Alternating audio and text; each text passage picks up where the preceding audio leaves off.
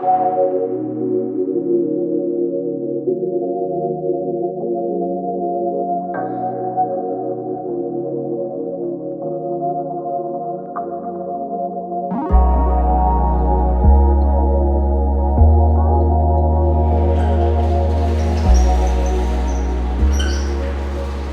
what is happening, guys? Welcome back to the channel. Welcome back to another video. We have the camber plates being made right now, but ground control actually needs a couple different measurements. So I'm gonna pop off one of the wheels and take care of that. So I have to get all of that information over to them so they can make my camber plates and I can get this damn thing out on the freaking track. I could do it without the camber plates, but it would be dicey. Honestly, part of me just wants to send it on a first track day without the camber plates. And I could probably get away with it because I don't rub too bad. Like, it rubs a little bit. I have to get my alignment done anyways, so that would have to happen beforehand, but I could get that done pretty quick because I feel like the camber plates are probably gonna take a couple of weeks for them to make. And in my head, I'm like, dude, let's just go. Let's just go. The car drives great. It's handling really well. I'm not really afraid of it being on the track at all. I do have an opportunity to get out to a track day coming up soon, and I'm kind of just like, why wait? You know, this is why we built it, and it's never going to be like the perfect track car no matter what we add to it.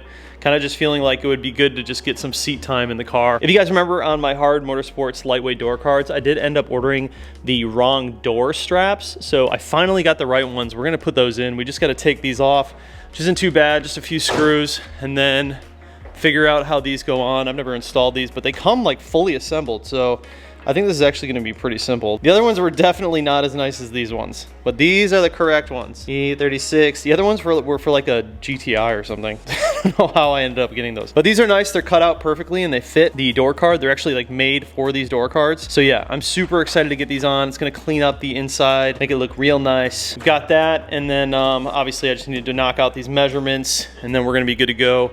I'm going to run and grab some coffee first, and then we'll get into it.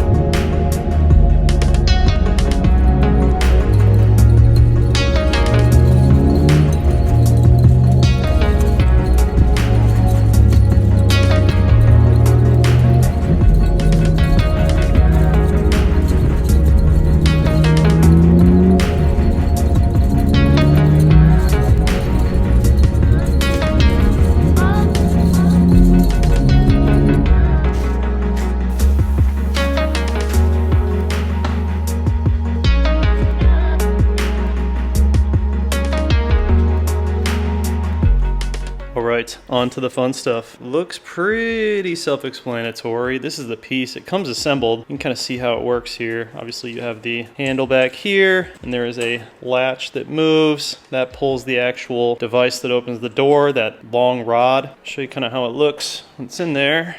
So you can see how recessed in that is, and see how deep this is. So that's gonna really take care of that gap, and obviously it sits flush and matches the door panel. I also do have a new mirror switch because I need to be able to adjust these mirrors. I do have a new switch coming that I'll have to cut out a little spot for that too, probably put it somewhere over here.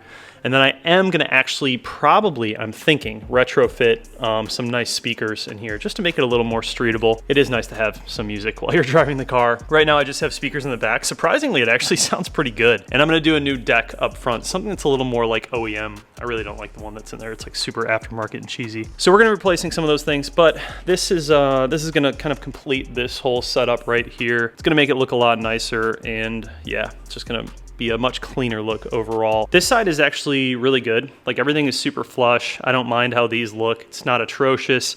It's very clean. The other side needs a little bit of work, and I am going to adjust some things when I take it off because now would be the time. So we're just gonna go ahead and pop this off. Pretty easy. A couple of screws up top, a couple screws here underneath, and she should come right off.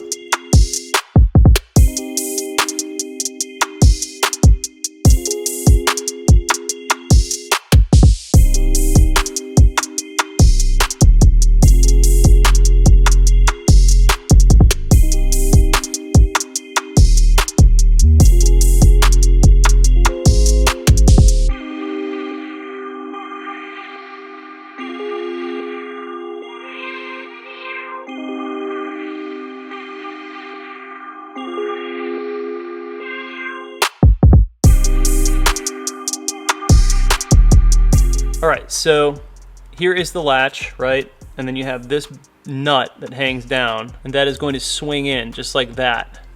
Well, if you look where our bolt is that goes into the door, like this, it hits that nut. And I don't want to hit that nut with that bolt. So I'm actually just gonna take this and I'm going to flip this around. I'm gonna put the nut on top and the little Allen piece will go down below. That'll give us a lot more clearance and we shouldn't run into issues. When this is on the door, it gets pushed up like that because it's trying to go over this bolt. So not a big deal, but I think it's gonna make a big difference. It's gonna make our lives a lot easier.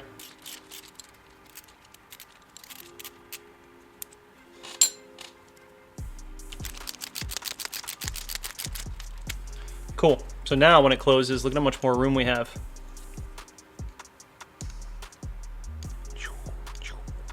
That's nice. Okay, so before I advance any further, I'm gonna make sure this thing actually works. Let's see. Okay, cool. Hey, all right, nice. It works. You can see why I did that. That nut was hanging through and hitting this, and it wouldn't allow it to go all the way in. This seems to be a much better fit. So I think that's good. Let's try and put the door back on, and then we have the plastic piece that goes over it.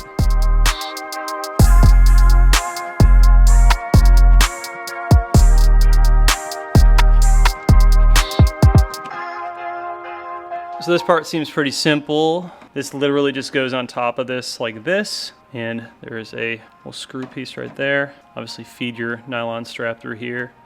I did actually think about, because this is plastic on plastic and I don't want this to make noise, I think I'm gonna try throwing some of this on the inside. This is like adhesive foam, just to give it a little bit of cushioning.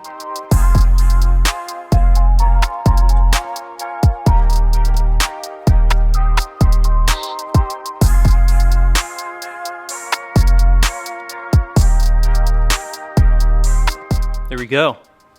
Cover is on. No rattling. Everything looks good. Man, it's so nice to see this like finally completed, man. That was a long project. Right now, you know, I'm missing some like luxury things that I do enjoy with this car, which one being music. I mean, I have it, but it's only the rear speakers. It would be nice to just have like one little speaker right here. It'd be super easy to install it. Just cut out a circle and put it in there and then wire it up, and then go ahead and put my mirror switches on there. That was something I just completely forgot. So we are gonna change some things in the future, but this turned out really good, man. Super happy with it. Oh God, it looks so good. It would be nice if you could get this in like other colors, you know, you could do like a white or like a blue Laguna or something. Could probably find something like that if I wanted to, just like a piece of nylon. But for now, I think this is great. I think this is really all we need. So if you guys are interested in doing all this, made a video on these guys. These were pretty difficult to install. You know how it is with installs. It's like the first time you ever do it, it's pretty rough. But after you do it that first time, it's so easy. And now that I've done them, I know exactly how to do it, and I can knock it out pretty quick and make it look really good. Like this side turned out really nice. In my opinion, for what it is, I think that this turned out really good. The other side is, that was the first side I did, and it's not the best. But now that we're gonna put this on that side, and I do have to take that off, I am gonna try and fix it, try and fix the gaps up top, because it's just fits a little wonky. It's not nearly as clean as this one, and this kind of gives us an excuse to go ahead and fix it. So this is done. This looks really good. Super happy with it. Like I said, if you guys are interested in installing any of this stuff on your E36 or E46, I'll have all the stuff linked down below, but let's move along.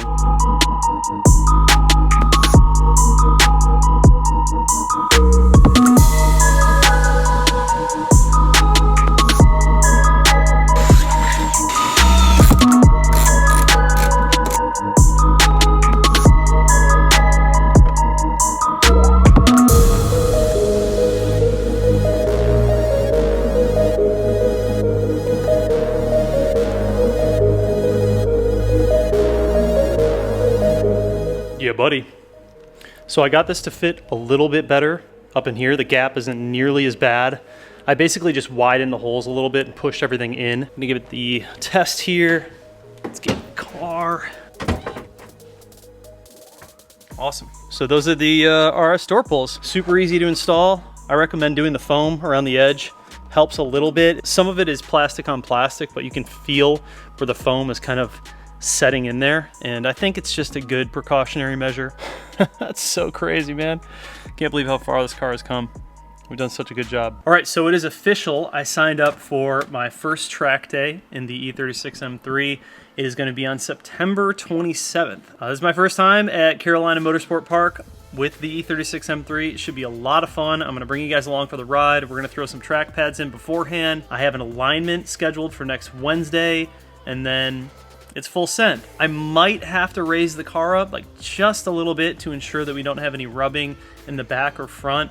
Nothing too crazy, not like monster truck height. And then I might also go ahead and stiffen up the shocks just a little bit. Ideally, I wanted to wait until I got the camber plates in to do the first track day, but it's just like another thing. What's the point in waiting and adding more and more stuff if we can just go and get a good baseline and get seat time? I think that's the most important thing. Like, I want to get seat time in this car, get experience on the track, and I'll just learn as I go along. Get better and better as we go. So I'm going to bring you guys along for the ride, show you everything, making mistakes and making improvements and doing well and doing bad, and you're just going to see it all. So if you're like a beginner who's never gone to the track, kind of like me, or you're someone who's experienced or anything and you want to drop some comments down below, you want to learn anything, or you want to give me advice, go ahead and drop it down below. I'm welcoming all opinions, criticisms, and suggestions. So yeah, you guys, these worked out really well. Like I said, I'll have a link down below. We are 2 weeks away from track day. It's going to be fun. I'll see you in the next one. Peace out.